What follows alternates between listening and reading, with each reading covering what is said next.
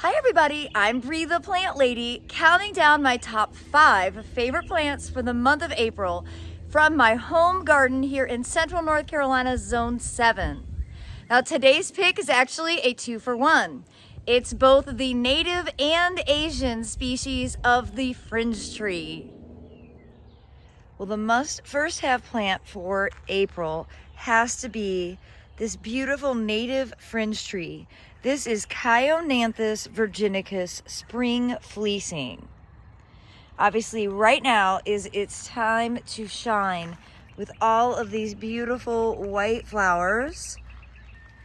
Now this native is gonna grow.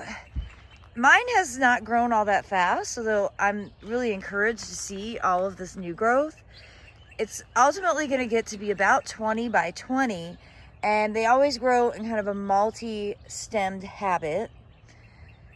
Propagation of this is actually surprisingly difficult because you would think that these pieces would root, but in my experience they don't, which is why they are typically grafted. They can grow in the woodland, but with more exposure, you'll get a better flower show and overall a more compact, rounded habit. Of course, moist, well-draining soil, I highly recommend planting them in soil cube. This is definitely a plant that I would encourage everyone to grow. So you can see here is the native fringe tree growing in more like part sun, and you know it is much taller, but not flowering as densely. Of course, it is still flowering. I love these kind of wispy petals that hang down, and in more shade you can see the foliage get significantly larger.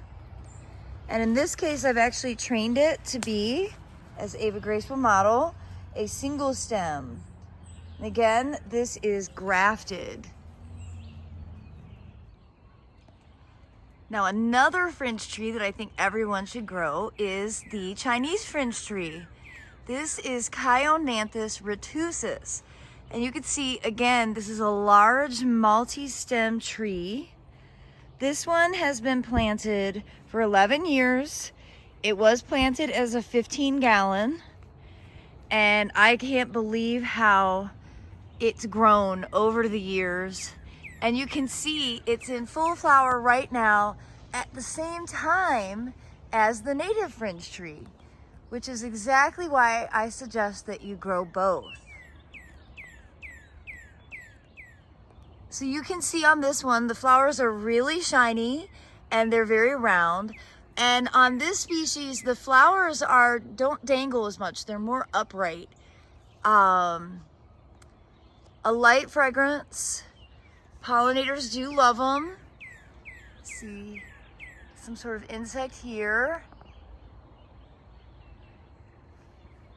And I really love on this species this sort of low windswept branching habit that I didn't really do any extraordinary pruning on this, though I will trim off those suckers at the bottom.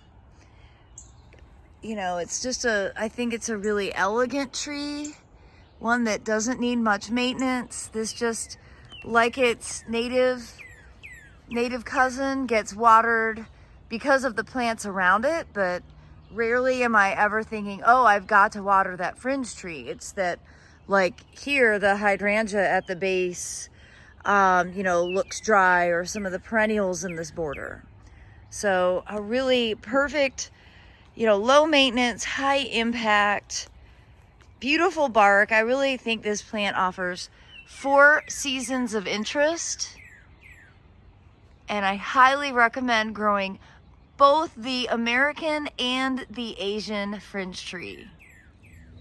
Well, I hope that you will consider including both species of fringe tree in your home garden. I promise you won't be disappointed. They are just lovely and amazing and provide 4 seasons of interest with beautiful spring flowers, interesting bark, and gorgeous fall color. Well, tune in tomorrow for another one of my top picks right here from Central North Carolina, Zone 7, celebrating the month of April. Thanks so much for watching, everybody.